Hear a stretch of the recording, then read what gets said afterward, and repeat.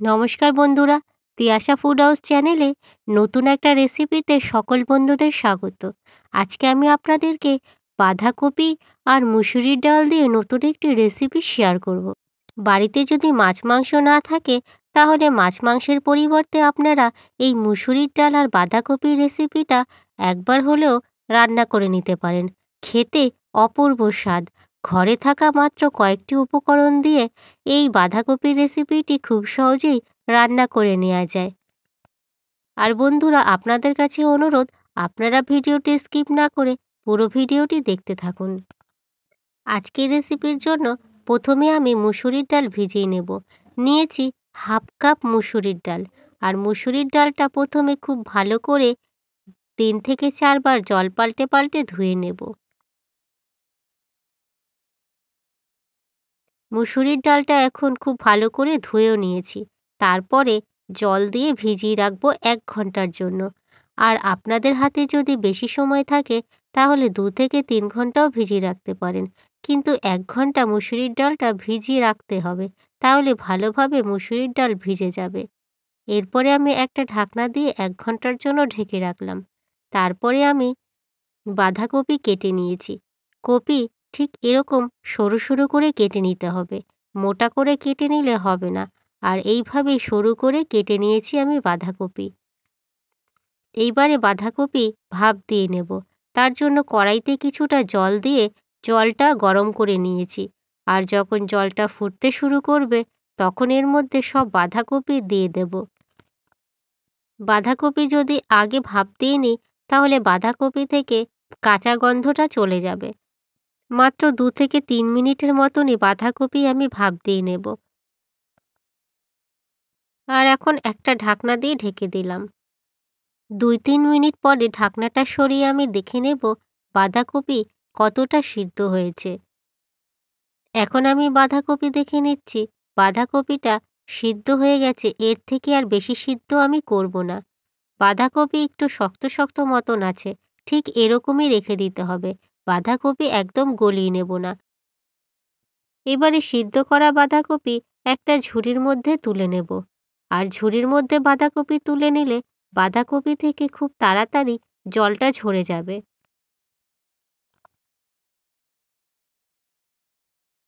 আর বন্ধুরা, এখন আমি ঠিক ১ ঘন্টা পরে ডাল ভেজানোটা দেখে নেব। ডাল খুব ভালোভাবে ভিজে গেছে, এছাড়া ডাল নরমও হয়ে গেছে। এরপরে এই ডালগুলো আমি একটা মিক্সচার জারের বাটির মধ্যে দিয়ে পেস্ট করে নেব। এবারে একটা মিক্সচার জারের বাটি নিয়েছি। আর এই মিক্সচার জারের বাটির মধ্যে সবটুকু ডাল দিয়ে দেব। ডাল দেওয়ার সময় জলটা খুব ভালোভাবে ঝরিয়ে দেব। আর এখন সমস্ত ডাল দেয়া হয়ে গেছে। সামান্য একটু জল দিয়ে ডাল পেস্ট করে নেব। আর এতক্ষণে বাঁধাকপি থেকে খুব ভালোভাবে জলটা ঝরেও গেছে। এরপরে আমি বাঁধাকপির মধ্যে যে জলটা থাকবে সেটা এরকম চিপে চিপে বের করে দেব, যাতে বাঁধাকপির মধ্যে একটুকুও জল না থাকে। এরকম শুকনো আর ঝরঝরে হবে। বেশি জল থেকে গেলে বড়ার জন্য বাঁধাকপি ঠিকঠাক মতন মাখানো যাবে না। আর বন্ধুরা, আমার চ্যানেলটিকে এখনও যারা সাবস্ক্রাইব করেননি তারা আমার চ্যানেলটিকে সাবস্ক্রাইব করে পাশে থাকা বেল অপশনে ক্লিক করে দিন। আর তাতে পরবর্তী সমস্ত রান্নার নোটিফিকেশান আপনার ফোনে প্রথমেই পৌঁছে যাবে। এছাড়া আপনারা যারা আমার ভিডিওটি ফেসবুক থেকে দেখছেন তারা তিয়াশা ফুডস হাউস চ্যানেলটিকে অবশ্যই ফলো করে দেবেন। এবারে দেখতেই পাচ্ছেন বন্ধুরা, সবটুকু বাঁধাকপি থেকে জলটা খুব ভালোভাবে বের করে দিয়েছি। তারপরে যে ডাল আমি পেস্ট করেছি সেই ডাল এই বাঁধাকপির মধ্যে দিয়ে দেব। এছাড়া ডাল একদম মিহি পেস্ট না করলেও হবে, একটু দানা দানা মতন থাকলেও কোনো অসুবিধা নেই। এরপরে আমি একটা বড় সাইজের পেঁয়াজ কুচি কুচি করে কেটেছি, সেই পেঁয়াজটা দিয়ে দিলাম। তারপরে ঝালের জন্য দিলাম লঙ্কা। এখন দিচ্ছি হাফ চা চামচ জিরার গুঁড়ো, হাফ চা চামচ ধনের গুঁড়ো, দিলাম সামান্য একটু গরম মশলার গুঁড়ো। গরম মশলার গুঁড়ো দিলে বড়াগুলো থেকে খুব সুন্দর একটা গন্ধ আসবে। তারপরে দেব হাফ চা চামচ হলুদের গুঁড়ো। এখন দিচ্ছি স্বাদ অনুযায়ী নুন। আর দিলাম হাফ চা চামচ চিনি। চিনিটা অবশ্যই দেবেন, এতে বড়াগুলো খেতে খুব ভালো লাগবে। এবারে এই সব কিছু একসাথে দিয়ে খুব ভালো করে মাখিয়ে নেব। সব মশলা দিয়ে খুব ভালো করে বাঁধাকপি মাখিয়ে নিয়েছি। এখন আমি দেব বেসন। এখানে আমি ৩ টেবিল চামচ বেসন দিলাম। বেসন দেওয়ার জন্য খুব ভালোভাবে এটা বাইন্ডিং হবে। তার জন্য বেসন দিয়ে দিতে হবে। বেসন দিয়ে তারপরে আবার খুব ভালো করে মাখিয়ে নিচ্ছি। হ্যাঁ বন্ধুরা, আজকের এই বাঁধাকপির রেসিপিটা বাচ্চা থেকে বড় সকলেই খুব ভালোবেসে খেয়ে নেবে। আপনারা বাড়িতে একবার এই রেসিপিটা বানিয়ে দেখতে পারেন। খুবই ভালো একটা রেসিপি। এখন ভালোভাবে মাখানো হয়ে গেছে। তারপর বড়াগুলো ভেজে নেব। বড়া ভাজার জন্য কড়াইতে বসিয়ে দিয়েছি রিফাইন তেল। আর তেলটা খুব ভালোভাবে গরমও হয়ে গেছে। এখন বড়াগুলো দিয়ে দেব। আমি ঠিক এরকম সাইজ মতন বড়াগুলো দিয়ে দিচ্ছি।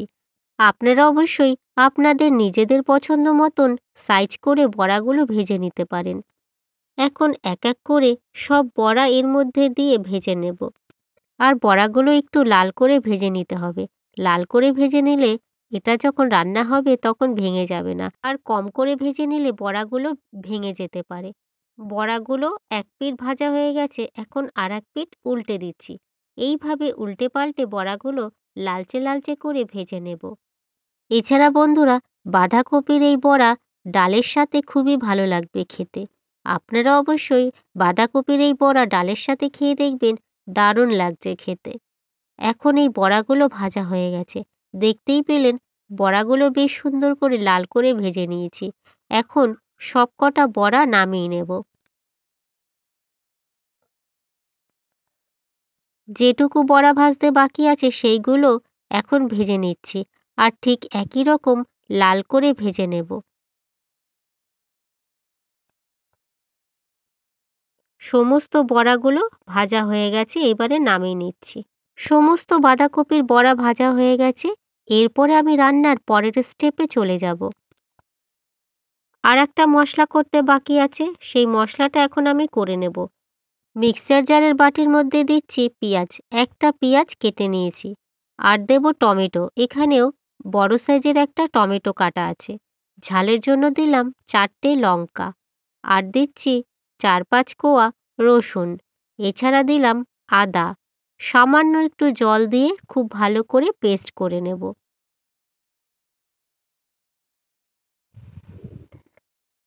পেস্ট করা হয়ে গেছে। বড়া ভাজার তেল কড়াইতে রয়ে গেছে। আর ওই তেলের মধ্যেই আমি ফোড়নের জন্য দিলাম হাফ চা চামচ গোটা জিরে। এরপর আমি একটা শুকনো লঙ্কাকে চিড়ে দিচ্ছি। আর দিলাম একটা তেজপাতা। ফোড়নটা এবারে আমি একটু ভেজে নেব। আর ফোড়ন থেকে যখন খুব সুন্দর একটা গন্ধ বেরোবে, তখনই আমি এর মধ্যে দেব বেটে রাখা মশলা। আর মশলা দিয়ে খুব ভালো করে কষিয়ে নেব।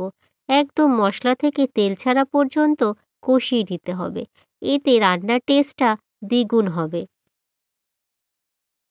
এইভাবে ৪-৫ মিনিট কষিয়ে নিলেই মশলা থেকে তেল বেরিয়ে আসবে। এখন এর মধ্যে আমি কিছু শুকনো গুঁড়ো মশলা দেব। প্রথমে দিলাম হাফ চা চামচ জিরার গুঁড়ো। তারপরে দিচ্ছি হাফ চা চামচ ধনের গুঁড়ো। এখন দিচ্ছি ১ চা চামচ হলুদের গুঁড়ো। তারপরে দেব স্বাদ অনুযায়ী নুন। এবারে দেব ১ চামচ চিনি। চিনি দিলে এই রান্নাটা খেতে খুবই ভালো লাগবে। মিষ্টি মিষ্টি লাগবে। এছাড়া আপনারা যদি চিনি খেতে না পছন্দ করেন, তাহলে চিনিটা স্কিপ করে যেতে পারেন। এখন খুব ভালো করে মশলা কষিয়ে নেব। আর মশলা এখন খুব ভালোভাবে কষানো হয়ে গেছে। এছাড়া মশলা থেকে তেলও বেরিয়ে গেছে। মশলা যখন খুব ভালোভাবে কষানো হয়ে যাবে, তখন আমি দেব ঝোলের জন্য জল। জলের পরিমাণটা একটু বেশি দেব। না হলে এই রান্নাটা যখন ঠান্ডা হয়ে যাবে, তখন গ্রেভিটা একদম শুকিয়ে যাবে। তার জন্য জলের পরিমাণটা একটু বেশি দিতে হবে। জল দেওয়া হয়ে গেলে এবারে একটা ঢাকনা দিয়ে ১ মিনিটের জন্য ঢেকে রেখে দেব। আর ১ মিনিটের মধ্যেই ঝোলটা খুব সুন্দরভাবে ফুটে উঠেছে। ঝোলটা যখন ফুটে উঠবে তখনই সমস্ত বড়াগুলো দিয়ে দিতে হবে। আর সমস্ত বড়াগুলো আমি এখন দিয়েও দিলাম। একটু নাড়াচাড়া করে নিলাম। তারপরে আবার একটা ঢাকনা দিয়ে ঢেকে দিলাম। মাত্র ২ মিনিটের মতন ঢাকা রাখলেই রান্না হয়ে যাবে। ২ মিনিট পরে আমি ঢাকনা সরিয়ে এবার দেখে নিচ্ছি রান্নাটা মোটামুটি হয়েই গেছে। তাহলে বন্ধুরা আপনারা দেখতেই পেলেন আজকের এই মুসুরির ডাল দিয়ে বাঁধাকপির রেসিপিটা কতটা দারুণ, খেতেও কিন্তু অসাধারণ। আর রান্নাটা এখন হয়েই গেছে। এরপর আমি স্ট্যান্ডিং টাইমে রেখে দিলাম ৫ মিনিটের জন্য। তারপর গরম গরম গরম ভাতের সাথে পরিবেশন করব। আর বন্ধুরা আজকের এই মুসুরির ডাল দিয়ে বাঁধাকপির রেসিপিটা যদি ভালো লাগে লাইক অবশ্যই করবেন। আর কেমন হয়েছে সে বিষয়ে আমাকে কমেন্ট করে জানিয়ে দেবেন। এছাড়া রেসিপিটা বন্ধুদের সাথে শেয়ারও করে দেবেন। আর আপনারা অবশ্যই ভালো থাকবেন, সুস্থ থাকবেন। এছাড়া পুরো ভিডিওটি দেখার জন্য অসংখ্য ধন্যবাদ।